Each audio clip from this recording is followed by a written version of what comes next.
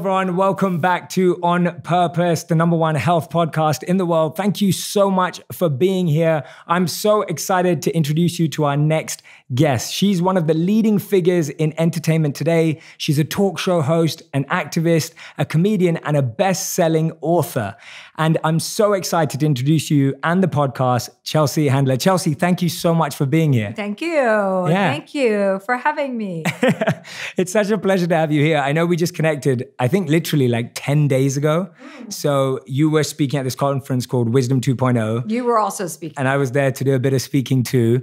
And I remember this moment when I was being interviewed on stage and then I saw you in the front row and I was like, oh my God, it's Chelsea. Like I had a moment where I fangirled on stage. I'm not sure if it was obvious at all. And then I was really happy that I bumped into you later on at dinner time. And so when we spoke and we connected, I felt your energy. It was awesome. And I'm so glad you came out here. Thank you. That's very nice. Thanks. Yeah, I went with my sister because my psychiatrist, which I have to say all the time now, my psychiatrist had referred me to that or asked me if I had any interest in speaking at the Wisdom 2.0 conference in San Francisco is what we're talking about. And I was like, well, not really, but sure, that sounds interesting. And he's like, well, we could talk about us or you don't have to, I can't talk about us. I'm like, well, then let me, because my entire book is about my relationship with my psychiatrist and my kind of, I hate the word journey because The Bachelor ruined that around 10 years ago. but like, for lack of a better term, my experience with therapy and what it did, I didn't think I needed it. And I didn't think I needed to calm down or slow down. And then I did. So it's all about that. So he said, hey, why don't you come and talk about at Wisdom 2.0? And I was like, all right, well, I may as well start promoting the book since, you know what I mean? That's what you do. That's what the book is about. So sure, let me get out there. Yeah, and I found that really refreshing. And the book's called Life Will Be the Death of Me. It's out April 9th. So for anyone who's listening or watching right now, it's probably past April 9th now. So you can go ahead and get the book. It's probably out by now.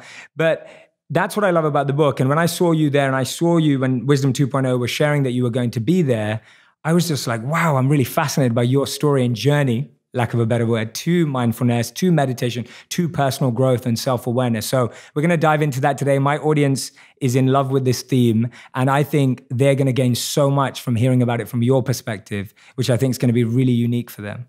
So one of the first things I wanted to ask you about was around the quote that you start the book with from Gloria Steinem. And you talk about this quote around how everyone's looking to find the right person rather than trying to be the right person. And I wanted to ask you, why did you start the book with that quote? And why was that so important to you at setting the tone? Because I think a lot of from my experience, a lot of my life has been about the end result rather than the being. It's about the doing and like the walking off the stage, not being on the stage. And I think that kind of transfers to people too. A lot of us are looking for someone to complete our lives or somebody to be the lid for our pot, so to speak.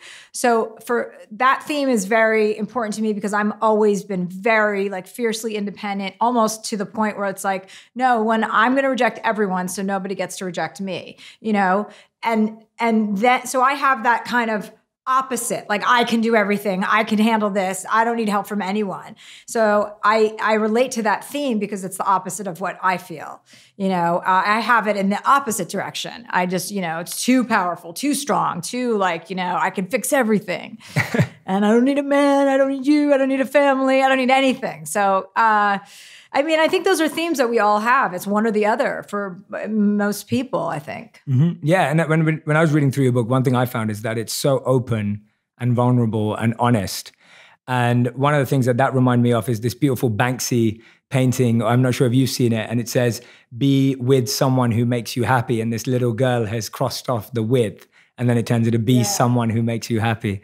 And it's a beautiful principle. And I think starting with that is such a powerful point and it's a powerful message to everyone reading the book, because you're so right that we've just never been taught to get to know ourselves.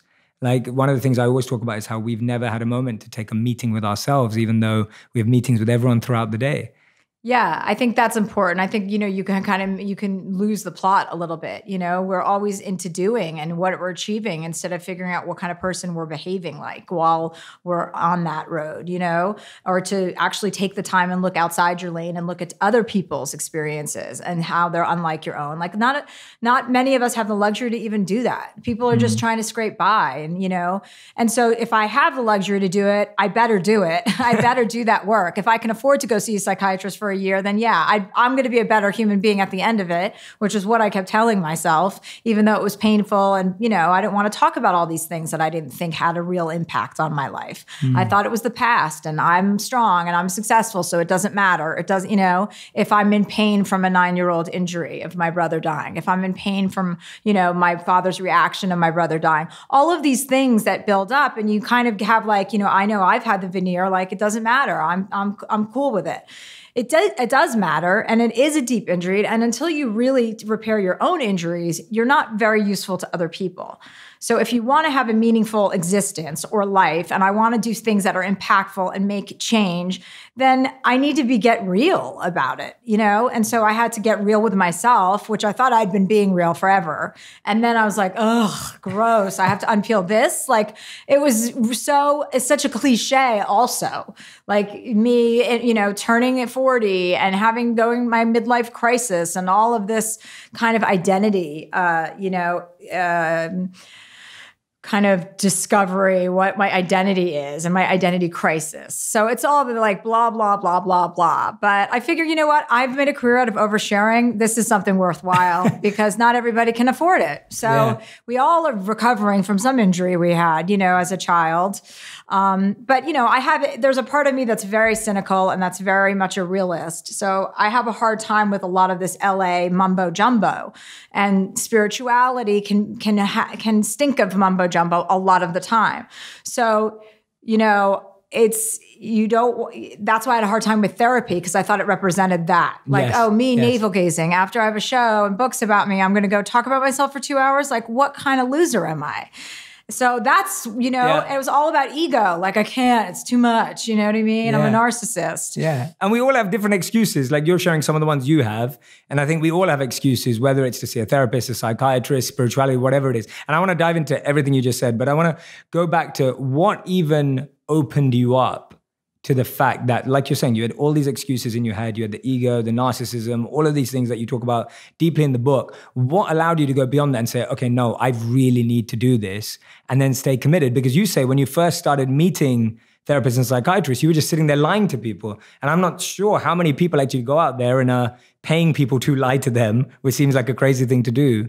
But how did you get beyond that last one, then find someone that you could? Well, I interviewed him on my Netflix show, my last show on Netflix. I interviewed him about adolescent brain development. And he was very smart and literal, and he spoke in ways that I could talk about the brain in a non-emotional way. So I took that as my invitation to kind of discuss the brain with him.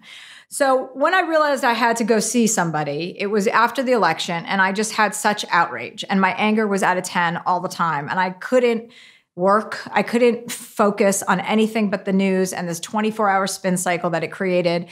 And I just was like, oh my God, I have to harness this anger into something powerful and good, not this. I can't be this way all the time. And they were like robbing me of my life, this administration, and I allowed them to. And I was like, no, I'm not doing this. So I went, there for that. And what I uncovered through seeing this psychiatrist, because for the first 3 sessions, all I did was bitch and moan about Donald Trump. Like I was paying somebody, this money to listen to me complain about him. And I got a lot out of it. I would have paid him more.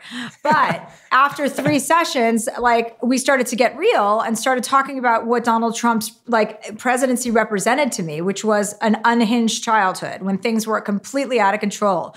So for the first time in my adult life, things felt completely out of control. And it reminded me of my brother going off and saying he was going to be right back and dying. That was the other time my life was out of control. So that's why it triggered all this stuff on me. And so talking to somebody and having somebody who has a degree in, psychiatry and other things, telling you, hey, don't minimize an incident. Just because you weren't raped or sexually assaulted, you have a right to be in pain. You lost your brother. That's painful. You probably haven't matured much beyond that emotionally when it comes to men from 9 years old. And I was like, no, that's exactly what's happening. I'm a 9-year-old when it comes to romance, because my brother was like my crush, you know? I mean, he was the oldest, I was the youngest. And once somebody said that to me, I'm like, oh my God, is it that obvious? Like, that's how basic this all is? I answer, yes, it is. And if you don't, ask questions like that or admit it to yourself, then you're just kind of masking pain. So I loved what you said there, because it's almost like giving yourself permission to feel pain. Mm-hmm. Like a lot of us are masking ourselves from it, or we're like, oh, that didn't matter. Like, and for you, it was losing your brother, which you talk a lot about, how it actually defined you and your family for a period of time before you went through this process where you were able to actually say, I'm not going to let that define me. And right. I mean, I think that I was being defined by loss. I was being defined by, as a 9-year-old, I didn't have the ability to understand that my brother didn't have a choice. He didn't go kill himself. Or to me, it felt like he left our family to go live with another family because he found somebody he liked better, with a cooler little sister or whatever. I I didn't understand that it was an accident. So I was mad at him, and I continued to be mad at people, for any sort of vibe like that, which is, what leads to not ever trusting men or being in a relationship, and why I feel so strongly about providing for myself so that I don't have to rely on another person.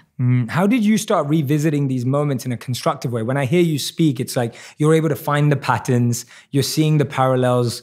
Obviously, thanks to your psychiatrist, you're able to see that this event could have sparked this. How does someone re-look at their life constructively as opposed to destructively? Because it could feel like I think the reason why we shun away from these things is because we're scared of diving back into a past experience and having to make sense of it. Yeah, I mean, if it's really painful, you obviously need a professional, because a lot of people aren't willing to, or capable, I think, or have the vocabulary to access your pain. You know what I mean? At 9, something happened to you that was traumatic when you were a child. You don't have the vocabulary to articulate that pain. So that carries with you to adulthood. And as an adult, you still don't have the vocabulary, 100%. Even though you do. So I think that you just have to really know that unwelcome thoughts are great things to explore. Everyone talks about that with meditation, to don't try and shut up a negative thought or a doubtful thought, but actually welcome it and consider it and go, oh, okay, this is here. Give it the airtime it needs, so that maybe when it leaves, it's gone for longer, rather than trying to tamp something away. So I think all of those things with regard to memories when you're growing up, it's just you have to believe in science and data and understand that going through these conversations with someone is going to be a helpful event for you most often, unless you have some quack that doesn't give a shit about, helping you. So I think most people are in this business because they want to help other people. So I think it's important to think about the memories you don't love. Don't obsess about them, but give them the respect that they deserve, so that maybe you can sort them out. Yeah, I think around a year ago, I completely agree with you. I made a video called How Meditation Made Me a Bad Person. And it was because when I first started to meditate, it made me more aware of all the stuff I needed to deal with. And so all of this negativity was there, all of this other stuff was surfacing from my childhood, from my background. And so the video was all around that principle, around it's not like you meditate and you feel great straight away. No, I totally can relate to what you're saying, because I said this to my doctor. I said, hey, listen, now that I'm meditating 15 minutes a day, and this is hard for me. I'm not into meditation the way I want to be. I want to get it because I know it's right and it's going to help. And I've already seen small signs of it helping with my patients and, setting an intention for the day and, yada, yada, yada. But I think when you do, I think sometimes when you're addressing the very issues you have, the opposite side of those things becomes louder than normal, because you're now more aware of your behavior. So that din gets a little bit louder, and you're like, wait, I'm doing all the right things. Why am I having doubtful thoughts? Why am I having negative thoughts? And you're like, because you're more aware. And those pass too. Yeah. So absolutely. I can relate to that. Oh, good. I'm glad. Yeah. I thought it was just me, but it was that, the tradition that I studied as a monk in would describe it as when you try and clean a dusty room, the first thing that happens is the dust comes up in your face. And if it was clouding, it doesn't feel comfortable. It's uncomfortable because you're trying to clean a place that hasn't been cleaned for a long time, right, or hasn't even been seen for a long time. Yeah. But I love what you talk about in the book. You talk about us building bubbles. And I like the way you describe that, because I do think, and you've mentioned the LA bubble a bit already, but it's like we live inside a bubble. And then we all think we don't, but everyone has their own bubble. And then we're living inside multiple bubbles. Tell me about your experience when you started to recognize, you're like, oh, wow, I'm in a bubble. And then how do I break this bubble? I think, again, with the election, it was like when all of this, like this racist stuff was like coming to a head, for me, I really thought like that we had gotten somewhere. Like I was naive. And it was, that just was another example of the bubble I live in, is that I couldn't believe it. And meanwhile, Black people are like, it happens all the time. Like, why are you guys surprised now? Like, why are white people not better allies and advocates to people of color? And that's what I spent my time doing last year, reading books, like James Baldwin and Ta-Nehisi Coates or however you say his name, I always screw it up. But, like really just thinking outside of my own experience, because clearly I'm part of some fucking lucky club because I don't have to, worry about what I'm going to do next. Even though I do, I can pretty much do whatever I want. And you have to realize that's a rarefied experience to have. And I just thought I deserved it for a really long time until I really started to be like, okay, scared about what was happening in the world and looking around. And I'm embarrassed that it took that long. I have so much respect and admiration for you for having to do that at that stage, like right now in your life, because I think it's wonderful that when I hear you speak, it's like I recognize the judgment you have on yourself and just like, you know, I know how much you want to change. And at the same time, I'm just like, Chelsea, no, thank you. Like, thank you for doing this. Because I think that what it's showing is that it's never too late or too early. It's never like, oh, you're too far gone or you're not. It's not this process of like, oh, I wish I learned this when I was a kid. It's like, no, I'm going to take responsibility now and I'm going to change it now. And I think that's so refreshing. I think it's going to help so many people. Thank you. So from my side, I'm genuinely just excited to see your journey be a catalyst for so many people to just push out of their own complacency, me included, and all of us to look beyond that. Well, that would be great. I mean, can you imagine? I start a movement. I think you can. I believe Embracing your grief. I believe. Is that what we're going to call it? I don't know. Can we come up with a shorter title? Catchier one, Embracing maybe? your grief. It doesn't sound like an upper. No. So I'll think of something else. We need some good marketing title. I mean it. Like I'm not just saying it. Like when I see you talk about this story, when I see you share this message, I get so excited and activated. Because there's so many people watching you, they admire you for so many different talents that you have. And then when you say actually all of this, like this is giving its meaning, right? Like this is now giving it meaning. I suppose so. Yeah. It's hard, like to think of yourself in that way. So, you just but I'm doing it for you. Yeah, thank you. Great. I'm glad you did. Thank you. Yeah. And you talk about this book,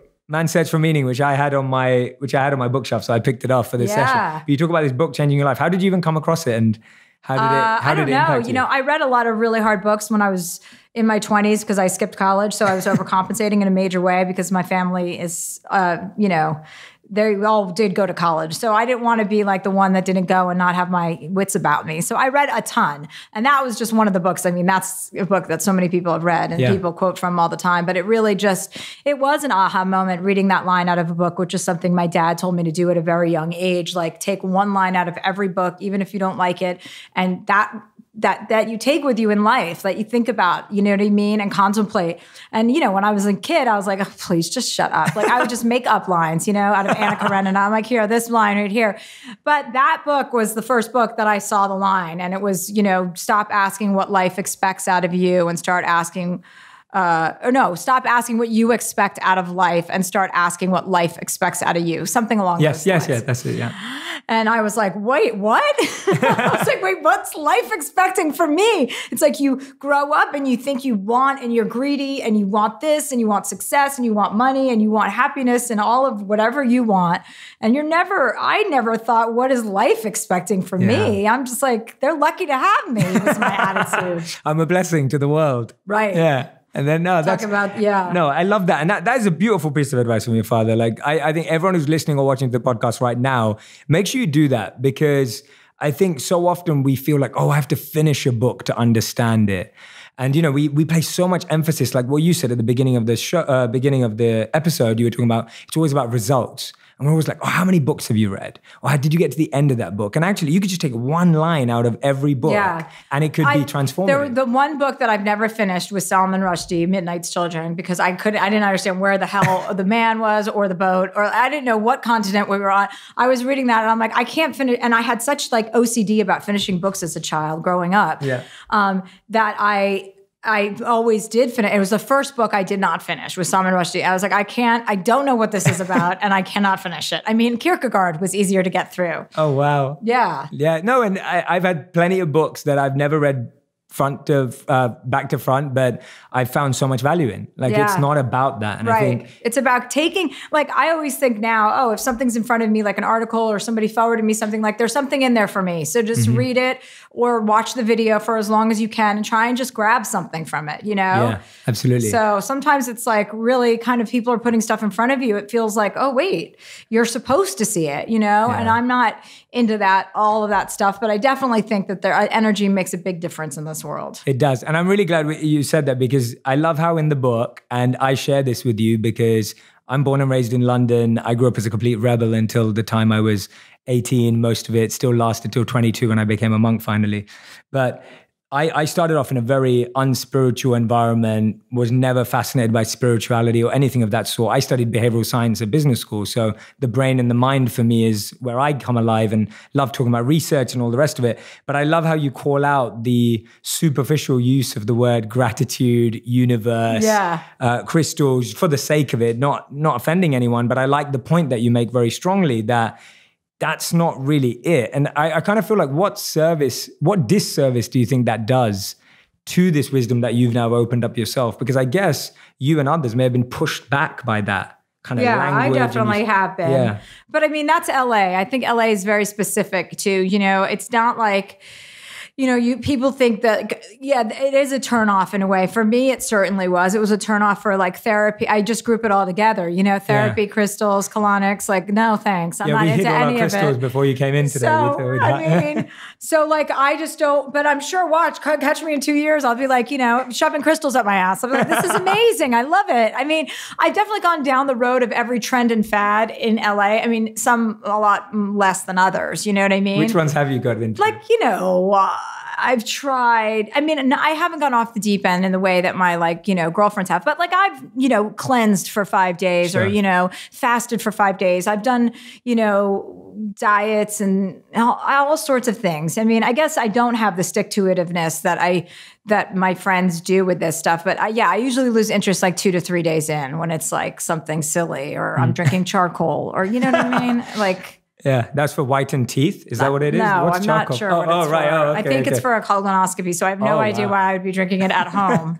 But there's just a lot of things in this, you know, like healers, you know, that's a great thing, but it's not as big of a community as people make it out to be. You know what I mean? There are real healers and then there are not real healers. And there are, you know, all sorts of varying degrees of bullshit in this town. Yeah. So it's just important to make sure, you know, like you're not a moron. And how have you separated that? Like, how have you gone through it? Because I think that's useful. I like what you're saying right now. I think so many people will agree with that, especially people who've come across the community, the tribe, the space, whatever it may be. What's been your way of just calling out stuff and saying, that's not real, that doesn't work? Well, I don't really call it out. I just, it's like, whether it works or not for you is up to you. So like, if I had a better attitude and a less cynical attitude and I went to a psychic and I wanted to believe all of it, then great. I could live in that hubris for the next 5 days and maybe it's real or not. But like, I don't want to do that anymore. Like, that's not a good use of my time. I don't think that I need, you know what I mean? Like, there are things that I find interesting. I don't call it out. I don't want to put people down for what they believe in. I mean, unless they're, you know, ridiculous friends and I could just say it to them, which usually I try to do, but I try to do less of now. But I think that you just say, no, you're not into it. You know what I mean? Like my friend just opened a Korean spa and was like, you got to come. And I go, buddy, I'm just not into getting my face and my body scrubbed by a bunch of women. Like, it's not my thing. I like massages, open up as a massage spa and I'll come. Like, you just kind of say no and it's not personal. It's just my preference. Yeah. Now I'm really happy you came on this podcast. Because you could have just been like to me, no, I'm not coming on podcasts. Yeah, I could have. I don't like spiritual podcasts. Yeah, right.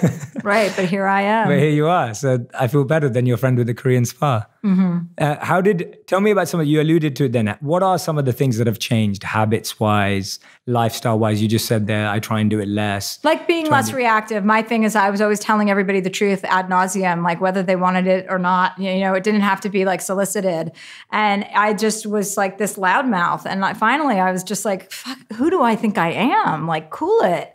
Why am I inserting myself and having like these strong opinions based on very little knowledge, you know? And so I think after a while, and plus I just got burned out, you know, with everything and working so hard and so fast without taking a look around and missing kind of those integral moments that you want to remember and have valuable time with. So the things, I'm rambling. No. To answer your question, the things that have changed, well, I meditate now. My doctor said commit to 3 months. And so I've done it. And I'm like now into it. Like I do it every day. 15 minutes a day. Yeah, 15 minutes a day, which is big for me. It's amazing. I am less reactive. I don't say what's off the top of my, you know, I don't. How have you stopped that one? Because that sounds hard. It's so much cooler to just sit back and not say anything when somebody, you know, you don't have to like correct people or tell them what's right. It doesn't matter. Like just chill out. I mean, I take a lot of cannabis also, just so you know, like this is part of my program because it cut my drinking in half mostly. And then I realized like the great benefits of that. So then I got all passionate about that and how it makes you more present and more mellow. And like for me, especially, it's a great ameliorant. So that's changed a lot. I'm just more present. And I also don't, you know, when someone sends me a text or an email that annoys me or I don't like, I don't ever respond now. Like I used to just be like, you know, sitting there typing angrily on my phone. And it's like, it's not a hot look. So just cool and shit, like, you know, cool it and relax. And that's my attitude towards everything now. Yeah. So between the meditation, the cannabis, the therapy, I mean, I'm killing it. I love it. You're killing life. I love it. No, that's great. It's awesome. We all know that life is made up of habits and what we break it down into. And you're only going to let go of bad ones when you take on new good ones. So it's nice to see that. And yes, 15 minutes is huge. And it's also, it's great to recognize when you feel like, you know, if I feel like I'm losing my patience, I know myself now. And I'm like, okay, either remove yourself from the situation or get your shit together. Yeah. Like you're not going to snap at a person. You're not doing any of that, you know? Yeah. So that's good. It makes you feel like an adult more, which is, I feel like I've never had in my life. I love that. Yeah, no, I completely agree with you. And we still all have our moments where we do snap or we don't react the way we want to, etc. But it's a marathon, right? Or you leave your therapist and get down, you know, to the parking lot and get into an argument with the guy who's parking your car. Yeah. I mean, that's happened to me where I've been like, you are such a fucking asshole. Meanwhile, 2 seconds ago, I'm like, you know, meditating with my psychiatrist. And he's watching from the window and shaking his head. Yeah, but I said that. I remember telling him, I go, oh my God, you should have seen me. I go, I left there and just got in a fight with this guy in the parking lot. And he's like, well, at least you know at least you're identifying it now. He goes, 2 years ago, you would have done that without thinking twice about it. Like, next time, don't do it. We undervalue just identifying. Right? We undervalue that. We undervalue that because we want to skip from doing something bad to never doing it again. Yeah. And the point in the middle is identification and recognition and acknowledgement of a mistake we're making. Yeah. And that's like such an important step. Yeah, I agree with that for sure. I think identification, awareness, and modification is an acronym that my guy Dan taught me, which is, you know, identifying the issue is half the battle. And then, you know, you're aware of it and then just modify it. Just don't react. Don't do the thing that you do every single time. Do something different. And then before you know it, that's your habit. Yeah. And that's rehabituating yourself to like all the positive things. For sure. Yeah. Identification, modification. No, come on, keep up. No. Identification, awareness. I am. Okay. Modification. Oh, I am. I like You're that. Not ready yet. I'm not ready. I'm not ready. Oh no. This is good. Look, you're sounding like a psychiatrist now, but you just told me you're not ready. What a pivot for my career. I know. Now I'll be giving grief counseling therapy sessions with absolutely no degree. But on TV. Right. But on TV to reach more people. Exactly. It may work, it may not work. A televangelist. I love it. And with this book, I mean, writing it must not have been easy, I feel. It wasn't hard. It was, I welcome that kind of like, I like a challenge. You like challenging yourself, right? But yeah, I was definitely in a lot of different parts of the world, crying in airports or on planes, writing it. And even rereading it, it still is like hard. Even when I did the audio recording, it was hard. And so I'm doing this tour and I'm going around the country to different cities. And I'm doing, instead of doing stand-up, I'm having a different celebrity in each part of the country interview me. Somebody who's like Sean Hayes is doing Chicago, Natasha Lyonne is doing New York City, and so on and so forth.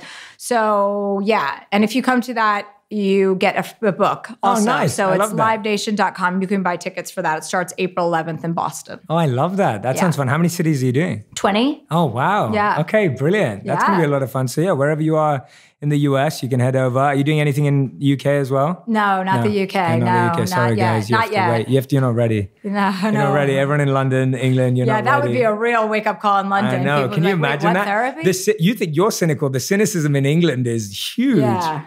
Like, having grown up in London my whole life, like the amount of cynicism around self-growth, personal development is huge. Like one of the things that I found refreshing when I moved to New York 2.5 years ago now, and then when I moved to LA, was so many people would say, oh, I was just with my therapist the other day. I've never heard that in my life living in England. Like, that's a big cultural difference. Yeah, for sure. Just in terms I have a British friend who lives here, and she's like, oh my God, she's like, oh, everybody's all therapied out here. Yeah. Yeah. Meanwhile, cut to, she'll be in therapy. And within she's not yet? inside of 2 weeks. She's not yet? Oh, no, she is. Oh, she is. Okay. She is. Yeah, it seems to be positive, and it's about finding that right person. That's how I've always felt about it, that it's finding that right person, and then it's just waiting, I guess, till you feel you can be honest with someone. Yeah. Right? Until you keep lying. Yeah.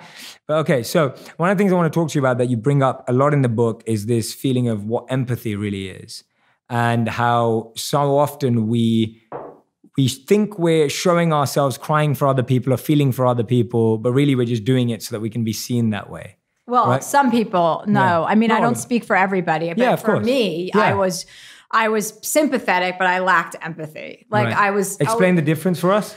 Sympathy is like if you see somebody, a homeless person who needs money, you give it to them. But empathy is actually thinking about what it is like to be a homeless person asking for money, like putting yourself in that person's shoes.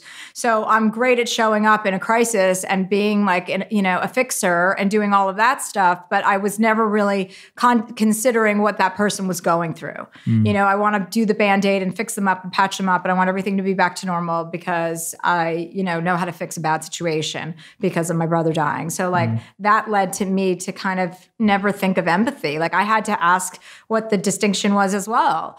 And so it's eye-opening. And once you identify again that you don't have something or that's not your muscle that you've been using and you look out for it, then you're already in, you know what I mean? You're already so much better off. You just have somebody tell you. I was so excited when he told me like these things that I was missing. I'm like, okay, great. Where do I get it? Like, do I buy it or like what, or do I, build it? And so that is great. What's great, the powerful, the power of the human mind and how you can create stuff that you have a deficit in, so to speak. Yeah, I love how the book oscillates between playful and profound. And I was wondering how the comedian in you has transformed through this journey. Because I guess that's been such a strong part of your identity for so long. Yeah, but I don't know. I mean, the book's very funny. Yeah, no, it has to be for my readers. I wouldn't want them to read something and expect something from me that doesn't deliver on that front. I mean, it's going to be much deeper than people had probably expected. I think that too, playful and profound. But I think for me, I can't digest anything too serious. I need funny, like a little bit, you know what I mean? And there's already been too much seriousness with this, with the election and politics. It's too much. Like I needed to get away from all of that and focus on something that I'm going to do with my life and other people that, you know what I mean? Like I want to really do something and make a difference in a way. So it's about that. And yeah, it is a challenge that we fill our lives speaking about, thinking about, and gossiping or talking about something that we don't like. It is funny how that just evolves so quickly. We like the negative. Yeah, we just find that every one of our conversations, every one of our meetings ends up being about what we don't like. And hence we're not building or putting energy into anything practical. Like you're saying, you needed to get away from it. I mean, that's one of the things. So a lot of people say to me, like with the videos I make online, like, why do you think that's working or whatever in the last couple of years that I started making content?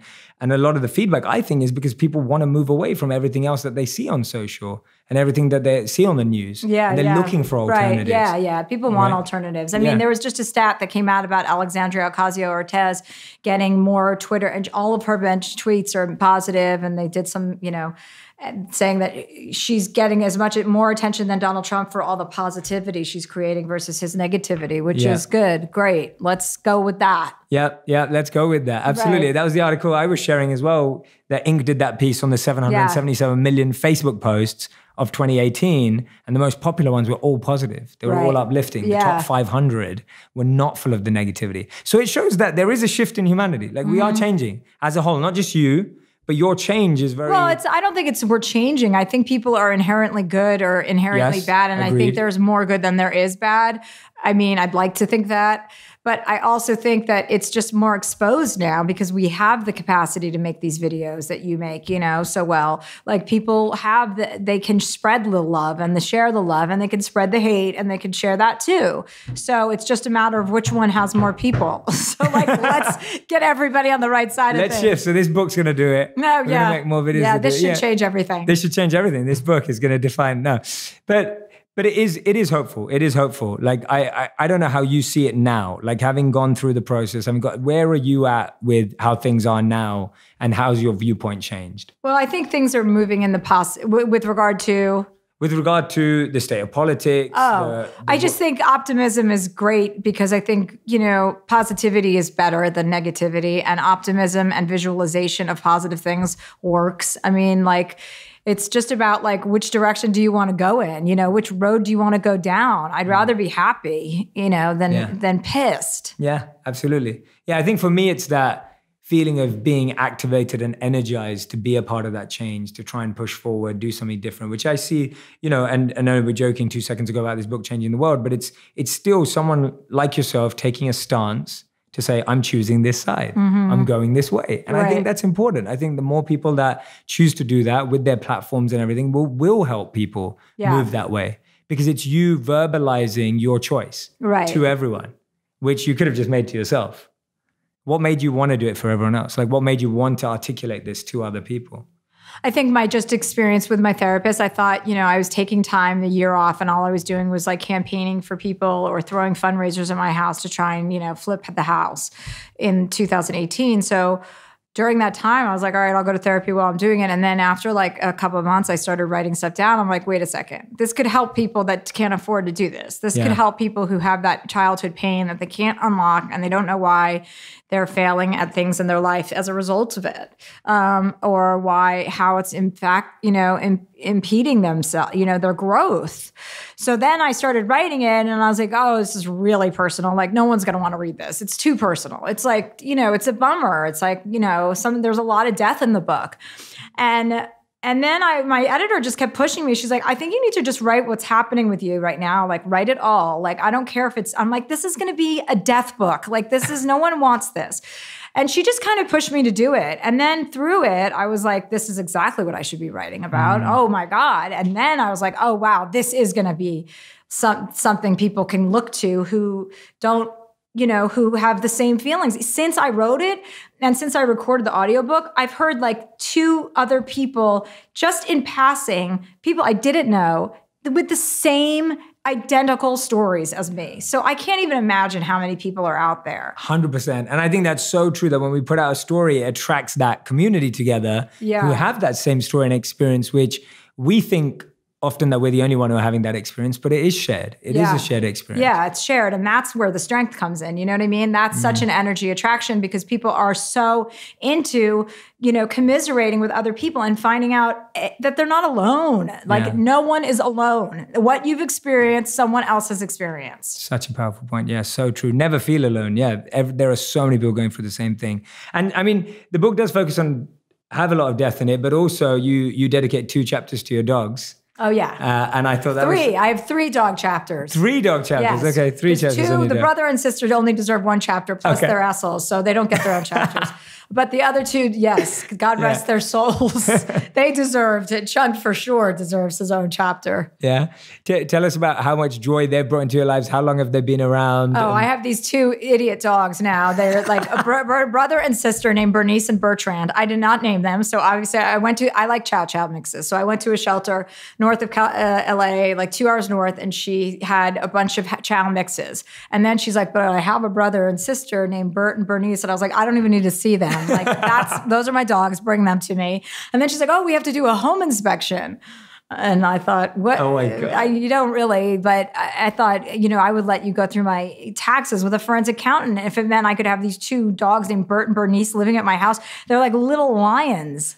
And I can't wait to see them. Yeah, he's a big fat baby and she's a big fat bitch. So I'm happy. Yeah. They're very challenging. They love my cleaning lady. They don't want to be alone with me. Oh, wow. Unless I'm in a car, and then they'll go anywhere with me. So that's how I have to lure them. It's been a real bait and switch operation at my house. Oh, amazing. And my nephew moved in and he's got an Australian Shepherd. So we have 3 dogs now. Wow. Yeah. Wow. Do you think that they're any, do you have any thoughts on like dogs' positivity? Yeah. They're positive for sure. Yeah. Good friends. And yeah. I mean, I like people that like dogs. Right. Nice. I like little dogs. Mm-hmm. It took me a while because growing up in an Indian household, the closest thing you have to a pet is a fish, which I don't think really counts.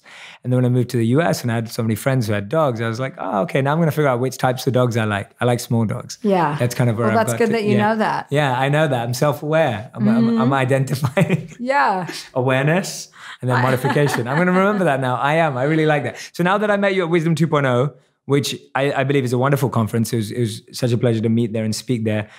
I'm excited to see you be in those places, but also in the places that you are, where you do have your presence already, sharing this message. I'm so excited for the book to be out. We're recording this a bit before the book's out, but I'm so excited for the book to be out. I'm so excited to see how it helps and affects and supports so many people. And I'll be cheering on, meditating from the sidelines for its success. Oh, thank you. And for it to meet a lot of people. But is there anything, Chelsea, I always ask this, is there anything I haven't let you share or you feel like I missed or you're like, you didn't let me share this, I really need to say? No, I feel like I've shared. Okay. I feel like we're good, right? Amazing. Awesome. Yeah, no, so do I. I think you shared beautifully. Thank you so much for being open, vulnerable, and sharing so beautifully on the podcast. Thank you so much. Thank you. Thank you.